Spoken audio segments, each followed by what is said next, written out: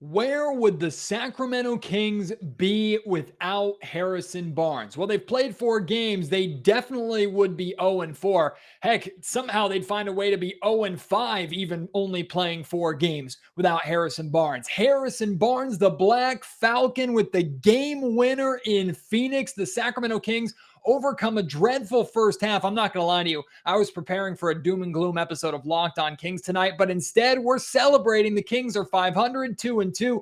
Big win of the defending Western Conference champions. We'll talk about it on today's episode of the Locked On Kings podcast.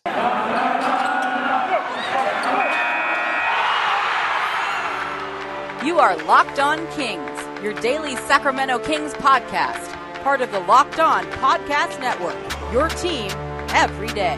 And now, ladies and gentlemen, it is that time for another episode of Locked On Kings. Hello and welcome into Locked On Kings, your podcast hub for Sacramento Kings coverage all regular season and all off season. If you're looking for in-depth analysis, game-by-game breakdowns, highlights, interviews with local and national experts, full coverage of your Sacramento Kings from January through December, this is the place for you, part of the Locked On Podcast Network. My name is Matt George. I have the privilege of being your host here. I've been a Sacramento sports media member covering the Sacramento Kings for the last 7 years. This is actually my 8th season covering the Kings. I used to cover them for Sports 1140 KHTK radio in Sacramento. Now I'm with ABC 10 television in Sacramento. But regardless of what outlet I cover this Kings team for, I always enjoy a buzzer beater victory. And this game was, you talk about a roller coaster ride. It got off to a dreadful start. The first half looked like a lot of what we saw defensively from the Sacramento Kings all last season. The Kings look lethargic. The Phoenix Suns, who are now 1-3, by the way, came into this game 1-2. They were looking to get right, and it looked like the Sacramento Kings were that perfect get-right game on their schedule. They were in control, and somehow, some way, the Kings flip their script. So far this season, it's been really strong starts, really good first halves, and then the second half has fallen apart for the Kings, especially in the fourth quarter, where the Kings have been outscored by 30 points in the fourth. And funny enough, in this game, the Kings were still outscored in the fourth quarter, but the difference in this game was what the Kings did in the third quarter, the adjustments that they made during halftime, leading to a absolutely dominant third quarter, mainly on the back of Buddy Hield. And of course, we are going to talk about Buddy and the third quarter that he had leading the Kings with their push. But overall, the Kings outscored the Phoenix Suns 29-15 in that third quarter. That's what gave them the lead. And then the fourth quarter, they extended that lead a little bit. Then they fell apart. The Phoenix Suns started battling back, tied the game off of a Buddy Hield turnover. The Kings get a crucial stop. They get a crucial defensive rebound, a timeout, 3 seconds left. Harrison Barnes catch, shoot, fadeaway 3, bucket. Kings get the victory. They are 2-2 on the season. So much from this game to talk about. Let's just start with Harrison Barnes, right? Because he is, without a doubt, above and beyond. No disrespect to anybody else on this roster. Harrison Barnes has been the best player on this Kings team this season, and it's not even close. Harrison Barnes has been one of the best players in the NBA this season, and it's not even close. And if you've watched or listened to my last couple of Locked On Kings podcasts since the Utah Jazz game, I talked about when I work with the Utah Jazz, how their radio broadcast team was talking about what an asset Harrison Barnes is going to be at the trade deadline, and how there are going to be so many teams looking for Harrison because he could be that missing piece for a championship team. I'm here to tell you, Harrison Barnes is not going anywhere. This is the only logical scenario in my mind of the Kings trading Harrison Barnes. If they are so far out of it, we're talking about Luke Walton has already been fired. Maybe Darren Fox and or Tyrese Halliburton have been shut down because of injuries. The Kings are 15 to 20 games under 500, have no chance of making the play-in or the playoffs. That's the only time when the Kings would consider trading Harrison Barnes. And even then, they would need to be blown away by a package. I'm talking about multiple first rounders or a very solid young asset in return for the Kings to build upon. That's not going to happen. So in the end, Harrison Barnes is not going to be traded. HB is not going anywhere. HB is going into his final year of his contract that the Kings signed him to after trading for him a number of years ago. And I would not be surprised at all at this offseason going into next season if the Kings ink Harrison Barnes to an extension. The dude is still under 30 years old. I think he has more than his fair share of good years still to provide for any team. He is so solid. He is so consistent. Once again, in this game, when the Kings needed to stop the bleeding, needed to get a big bucket, especially in the fourth quarter when the Phoenix Suns were making their run, it was Harrison Barnes with the ball in his hands. The only reason why the Kings, well, one of the main reasons, I should say, why the Kings weren't down by 25 in the first half was because of the play of Harrison Barnes on both ends of the floor. He's Mr. Reliable, and I will continue to say it over and over and over again until you're tired of hearing it. The Sacramento Kings historically really, really struggle with finding solid wing production. Look at this team right now. Harrison Barnes is on this team, which is fantastic. Mo Harkless, I thought it was great that the Sacramento Kings brought him back. In terms of wing depth, that's it. I mean, Robert Woodard you could throw in there, but he was just assigned to the Stockton Kings, which is the right move. He's not ready yet. Other than that, that's why the Kings are playing three-guard lineups so much. They don't have wing depth. The Kings have always struggled to fill that wing spot. Always. So many years of guys like John Salmons and Andres Nocioni. Every once in a while, we get those good years of Ron Artest, right? And then had Rudy Gay for a little while, and that worked until it didn't. Then you have Harrison Barnes here. Like, good wings in Sacramento have been few and far between. So when you have one like Harrison, who is as reliable as he is, no, he's not the sexiest player on the planet. No, he doesn't blow you away with amazing numbers, but he is consistent. And every once in a while, he'll give you a game winner like this. He had a similar game winner last season in an empty Golden One Center. HB is so clutch, so important for this team. As soon as the Sacramento Kings can sign him to another contract, I absolutely hope that they do it. But getting away from Harrison Barnes, let's talk about this game from a full Kings team perspective. Like I said, tale of two halves. I was fully preparing. Like during halftime, I'm sitting there, I'm writing notes, and I'm trying to think of a way to convey that basically the Sacramento Kings looked like last year's team without recording the same podcast that I felt like I recorded 35 times last season. It was the same story of, man, the Kings came out slow in the first half. The Phoenix Suns punched them in the mouth. Defensively, the Kings looked disinterested. And the big difference in this game, the major difference that I saw with the halftime adjustment for the Sacramento Kings, what they had in the third and fourth quarters that they didn't have in the first and second, it all has to do with physicality. This Kings team last season, as you very well know, was soft. They got pushed around. They got bullied. They didn't even have players to stand up for when Jonas Valanciunas pulled Chimezie Metu off the rim, or when Tyrese Halliburton was pushed in the back and shoved out of bounds. Nobody said anything. This Kings team was just straight up soft last season. They were bullied on the floor. They were bullied off the floor. That hasn't been an issue through these first three games. Maybe a little bit in the fourth quarter, but that hadn't been an issue so far. At the start of this first half, it was a massive issue. The Suns were getting anywhere that they wanted. On both ends of the floor, the Kings were struggling. They couldn't stop anybody. DeAndre Ayton basically pitched a tent in the paint and was getting everything he wanted. So many second chance opportunities, so many alley-oop lobs from Chris Paul to DeAndre Ayton. There was nothing the Kings could do because they weren't willing to match the physicality and the effort of the Phoenix Suns right out of the gate. And then offensively, we were seeing the Kings fall into half-court offensive sets and basically revert back to the struggles in the half-court that we've seen during the fourth quarter so far this season, and we saw a lot last season, which was a lot of isolation play, maybe one pick and roll resulting in a mid-range jumper or a contested three, or if Darren Fox or anybody else was trying to attack the basket, they weren't really going aggressively to the rim. They were settling for step-back jumpers or floaters in the lane. Everything about the Kings in that first half was soft. And the first thing that jumped out to me in the third quarter, the Kings came out, full credit to them. I don't know who said anything at halftime. You're actually hopefully going to hear from Luke Walton at the end of this podcast, and he wouldn't say if it was him or anybody in particular who stood up in the locker room and lit a fire under this team's ass. But they came out in the second half and they instantly were more physical. Offensively, they were attacking the basket, putting their shoulder down. Defensively, they were moving their feet. They were cutting off cuts to the basket, and they were playing really handsy defense. Now, normally it's not good to defend with your hands. There's a difference between defending with your hands and being handsy. And when I say handsy, it's what the Kings have been doing really well in these first 3 games in the first half, which is being disruptive. It's what makes Davion Mitchell so good is if you're attacking the basket, even if you get a step and get by Davion a little bit, you have to make sure to protect the basketball on your way up because he'll strip the ball away from you or knock it away from you. Or if you're just a ball handler and you're just trying to basic dribble, Davion's in there trying to poke the ball away and just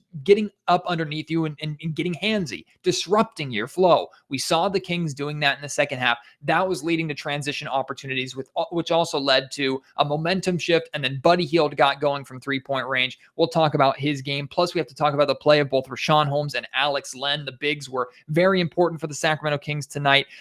There's still so much to get to from this game. Can't wait to get to that. Right now, though, I do have to pause because I want to make sure I tell you about Sweat Block, one of the great sponsors here of the Locked On Podcast Network and the Locked On Kings podcast. Sweat Block is the antiperspirant wipes that work better than anything else on the market, really. One wipe can get you up to 7 days per use. And I'm not speaking of someone who's never used this before and is just reading off a script.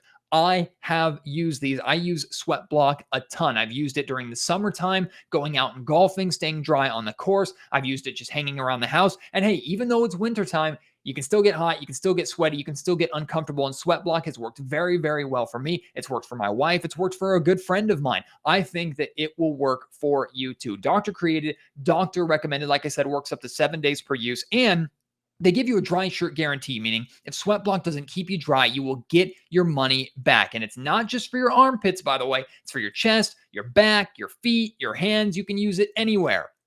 And I mean anywhere. It works. Trust me. Very easy to get. You can get it on Amazon. Check out their 13,000 reviews there on Amazon. If you don't just want to take my word for it, you can get it at your local CVS pharmacy. I recommend getting it at sweatblock.com because you can use our promo code LOCKEDON for 20% off. Get yourself a box of Sweat Block. Get rid of those uncomfortable and embarrassing sweat stains. Got to talk about the play of Buddy Hield, how important he was for the Kings in this third quarter, because make no mistake about it, Buddy Hield, who struggled in the first half, he wasn't alone. Most of the Sacramento Kings struggled in the first half, but the Kings are nowhere close to winning this game and pulling off this comeback without the play of Buddy Hield and his 14 points in the third quarter. He caught fire, and I actually ended up asking Luke Walton about his philosophy with keeping guys like Buddy and guys like Terrence Davis in the game when they're going through shooting struggles. Remember, Buddy was coming off of a game against the Golden State Warriors where he didn't score his first point until the fourth quarter. He didn't look good at all. His shot wasn't falling. He starts the second or comes in the first half of this game, and defensively, he and the rest of the team are struggling. Definitely not all on him, but he doesn't look good. He's forcing things offensively. The Kings in general are forcing things offensively. Buddy Hield didn't do anything wrong in the first half that other players weren't doing. So this is not going to be Buddy was terrible only by himself in the first half, and then he redeemed himself in the second half. That's really not the case. The Kings as a whole were bad. Buddy Hield was one of the main guys who stepped up in the second half and gave the Kings the offensive spark that they needed. Other players stepped up defensively to give the Kings a chance to get back into this game, but they still had to score points to close the gap and then eventually build a lead of their own. Buddy Hield was the guy for the Sacramento Kings, and he had a number of really, really good possessions, found ways to get open shots, took a couple bad shots in transition, I will admit, as he was feeling it, going for some heat checks. He finished with 26 points to lead the Sacramento Kings in scoring off the bench, 8 of 17 from the field, 7 of 11 from three-point range. Just an idea of what Buddy can do when he's hitting a high volume of threes. And I like the fact that he only took 11. He didn't need to take 16, 17 threes to hit 7 of them. And the majority of those 11 threes were good shots, catch and shoot shots in rhythm. But there was also a moment in this game that stood out to me for Buddy Hield. And I don't know if you remember it. If I can find it, I'm going to tweet it out at Matt George Sack because he was being guarded by Jay Crowder, who Jay is one of my favorite underrated players in the NBA. He's bounced around a lot, but he's been on a lot of really good teams. He's a great on-ball defender. I like Jay Crowder a lot. And Jay Crowder is guarding Buddy Hield. Buddy Hield is dribbling the ball pretty much alone in the corner. And most of us are probably clenching like, oh God, when Buddy's putting the ball on the floor against a good defender, this probably isn't going to end up well. Buddy Hield put Jay Crowder in the spin cycle. Jay could not stay in front of Buddy. Some nice step back crossover dribbles resulted in a good look. Buddy Hield, just that possession alone showed that Buddy is capable of making plays by himself, putting the ball on the floor. Now, I don't want him to do it that often. I don't need him to do it more than a couple times a game, but it just goes to show that he's capable of that. And that's what Luke Walton and the Kings coaching staff has really been asking of him over the last few seasons. Buddy as a whole was fantastic. I do question, though, in the fourth quarter, why Buddy was in the game at the end when the Kings didn't need buckets, they needed stops. I'm not talking about the very, very end when Harrison hit his game-winning three, but I'm talking about the Kings had somewhere around like a 6 to 8 point lead, and the Phoenix Suns came roaring back. Buddy Hield was on the floor the entire time, and I get he was the hot hand. You're going to hear Luke Walton. I hope you're going to hear full transparency. I missed part of the Kings post-game press conference, so I wasn't able to record all of it. So I'm waiting for the Kings to send that audio to me. So if you have audio at the end of this podcast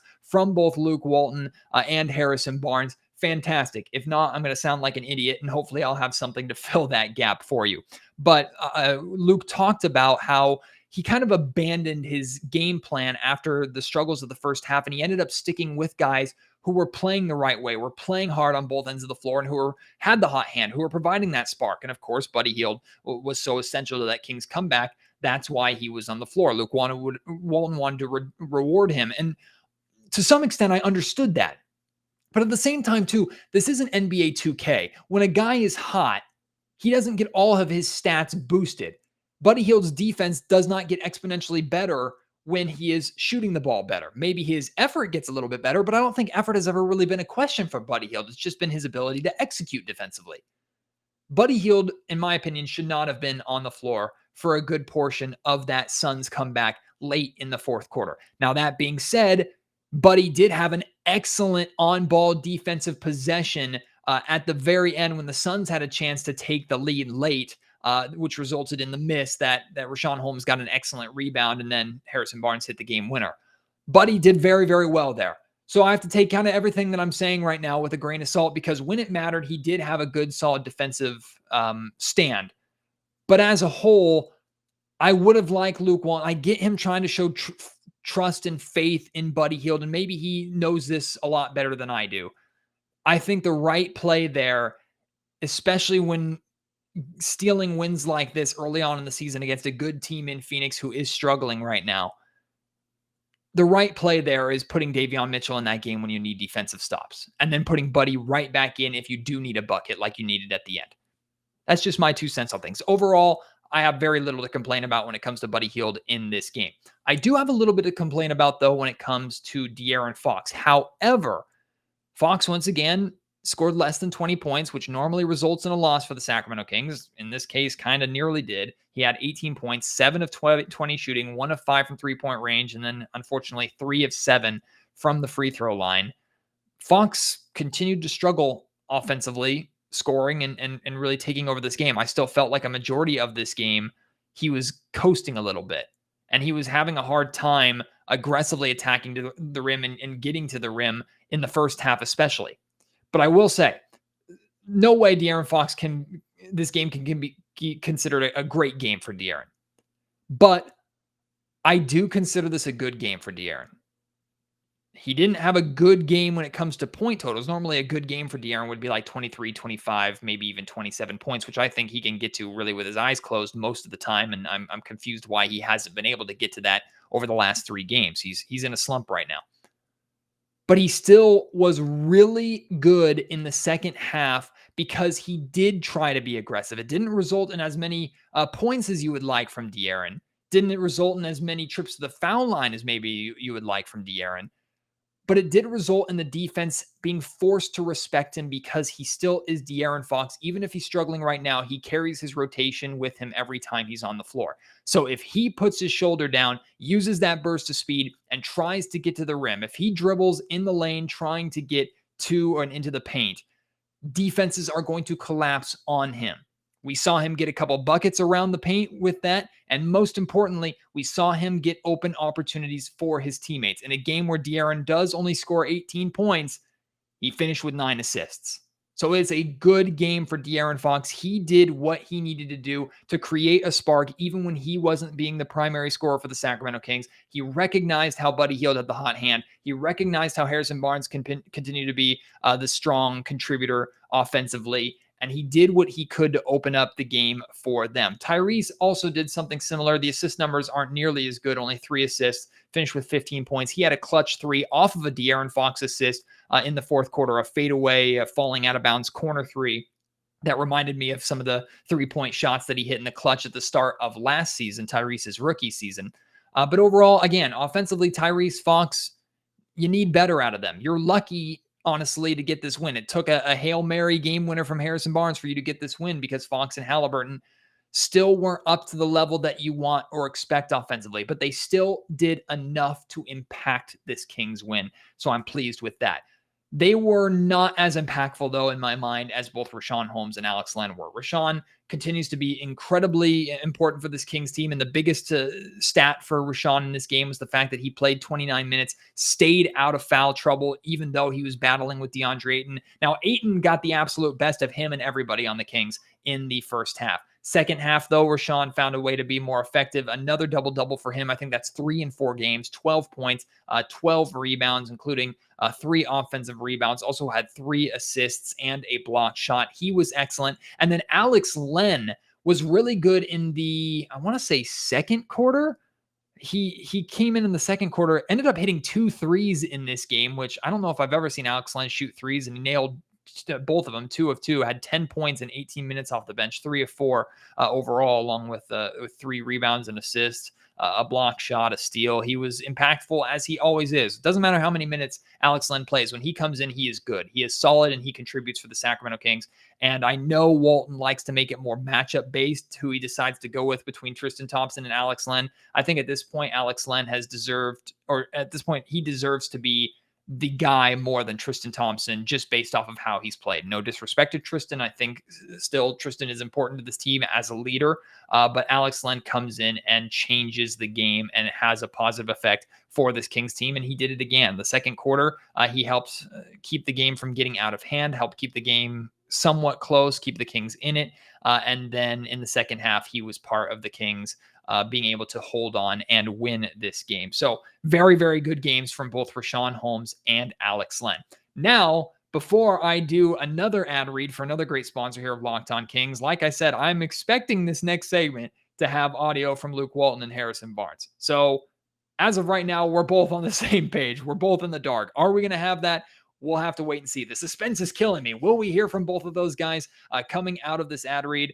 Who knows?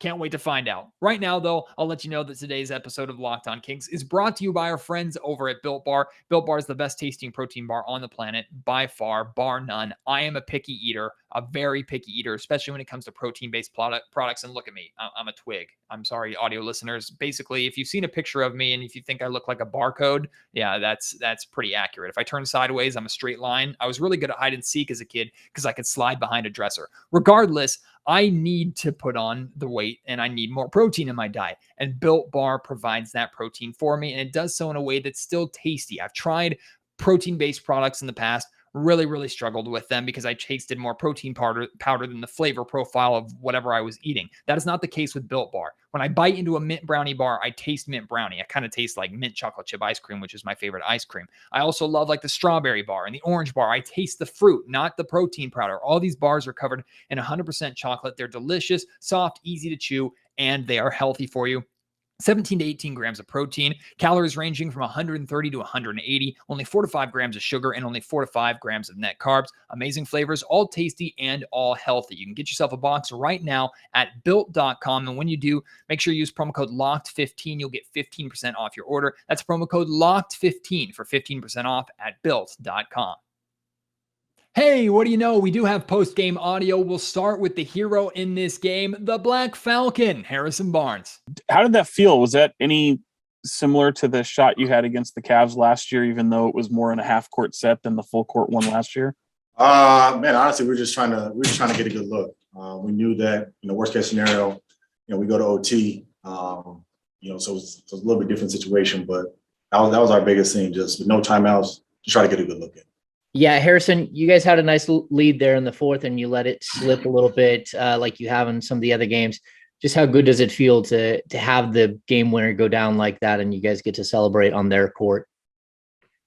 I think there's something to be said, obviously about the win, but I think overall in this game, we just have to be better. Like, in the first half, the way we played, just not with necessarily the compete level, kind of going into the fourth, up 10, and kind of just letting them work their way back. I mean, it's one of those things where, you win the game, you say, oh, we did all these things to win the game, but, there could have been easily one or two shots or plays that they made that, we say we lost another game, down the stretch. I was about to say, obviously the Suns were one of the better teams in the NBA last year, to beat them on their home court, hit that three-pointer. Does it say something about how the Kings might be, kind of rising in the West and a good kind of springboard for that? Yeah, I think, our first three games, we felt like, we were in every single one. We just didn't put things together, in that Utah game and that Warriors game. So, coming here, we remember obviously playing them last year, the new CP book down the stretch. They're really to execute as a team in the finals last year. We had to be on point. And I was just proud of our group for just continuing to battle, continue to hang in there and get a win. You held them to 15 points in the third quarter. Defensively, you looked like you kind of locked them down for a little. What was working well when it was going well? I mean, just trying to create disruptions. I think when you look at that first half, I mean, it was almost like we were playing them like they're in shoot around.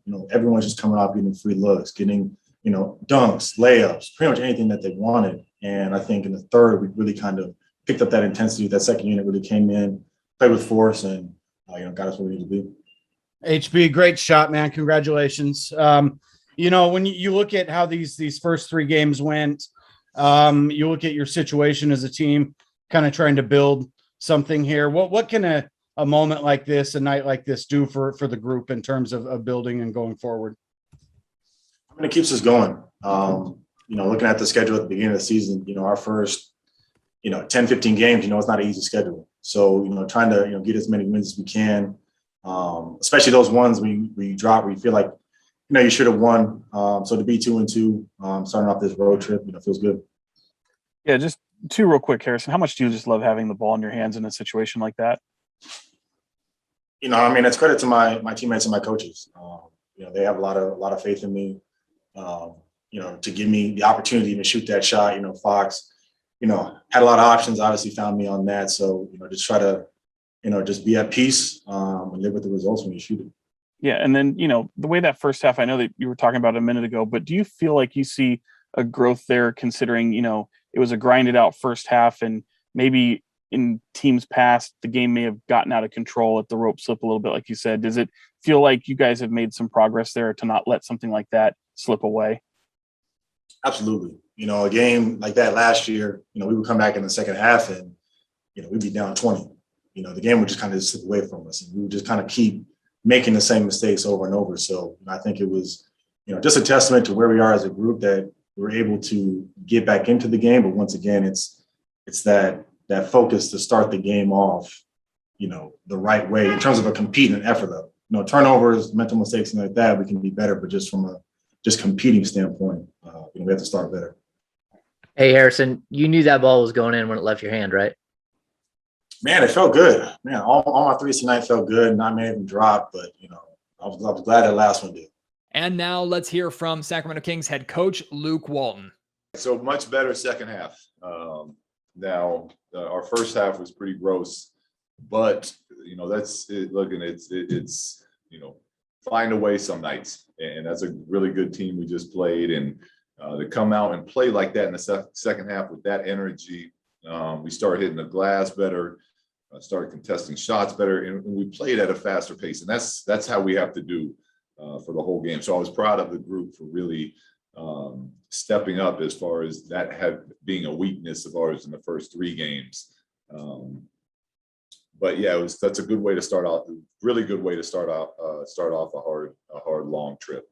What's the range of emotions in that final minute or two? When you kind of blow that late lead, and then Harrison obviously hits an incredible shot. I mean, just kind of take me through that. Yeah, it's just why pro sports are so fun.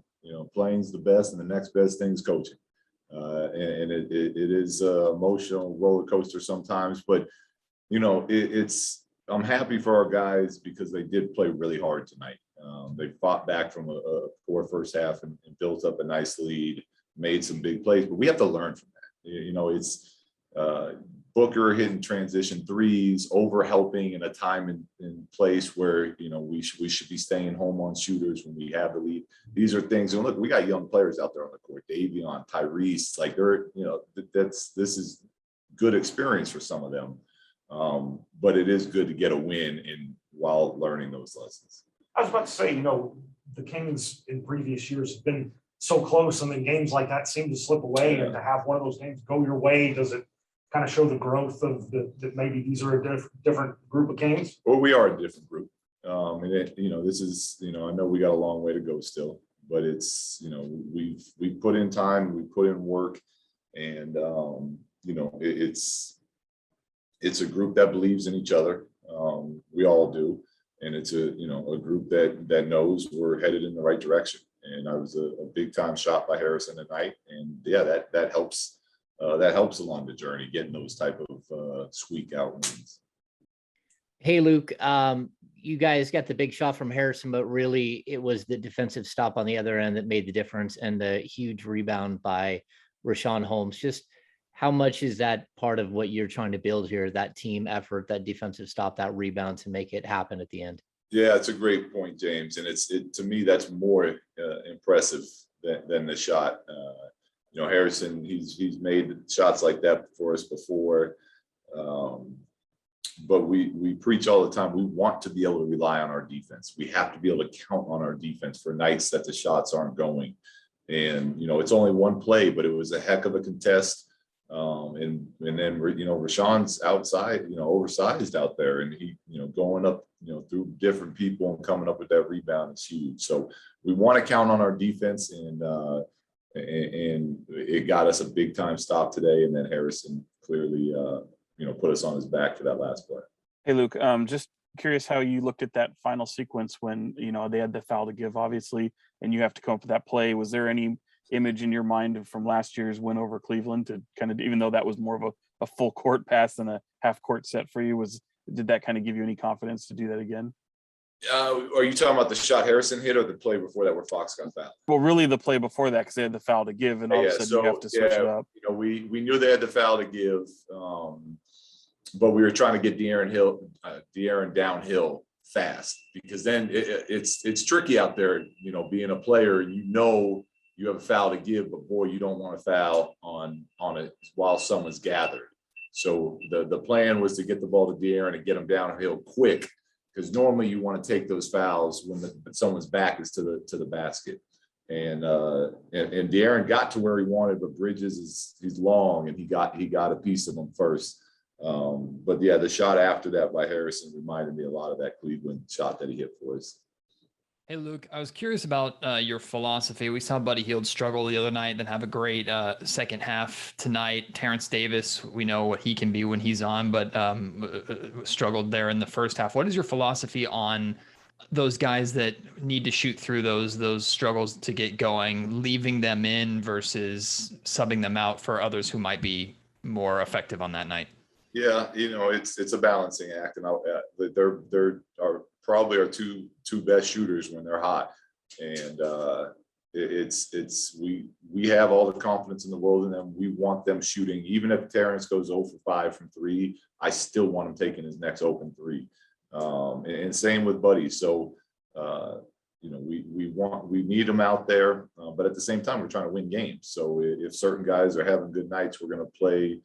You know, we're going to go back to those guys for a bigger rotation than normally planned. But tonight, honestly, in the second half, you know, the whole blueprint went out the window because we weren't playing near with enough energy in that first half. So the second half was strictly based on who was going to come out and play with the appropriate energy out there and competitive spirit. And we found it there in the second half. Well, congrats on the win, sir. You know, as you look at this group and trying to find yourselves and establish an identity, you know, this type of a win to open a road trip, dramatic fashion, what can it do for a team? We'll find out in New Orleans. I mean, I know what it can do, the hypothetical, what it can do. It can be great for a team. But if we come out the next night and lay an egg, then it doesn't do much other than go a step forward, take a step back. So It's got the potential to be a really nice jump start to a hard, long trip. But it's all about the action of going out there and doing it. Great stuff from both Barnes and Walton. Now I want to hear from you, your responses to tonight's game, how you were feeling about the first half versus the second half. Was the second half enough of a positive, enough progress for you to dismiss the concerns of the first half, or are you still worried about it? I think it's very fair still to be worried about that first half that the Kings put together, because we really thought that that was going to be behind them, that lack of physicality, that lack of effort on the defensive end. We knew this team wasn't going to be amazing every single night defensively like they were, for example, in the first half against Utah and even the first half against Portland. That was going to be hard to sustain through a full 82-game season, but we expected the days and the minutes and the quarters of what we saw in that first half for the most part to be cleaned up and corrected by this Kings team. So if you're concerned by that, hey, let me know at Matt George Sack on Twitter. You can email me, mattgeorgesports@gmail.com, or leave your thoughts in the comment section down below. Appreciate your support on today's Locked On Kings podcast. We have 2 more games this week. Of course, post-game podcasts after those games as well.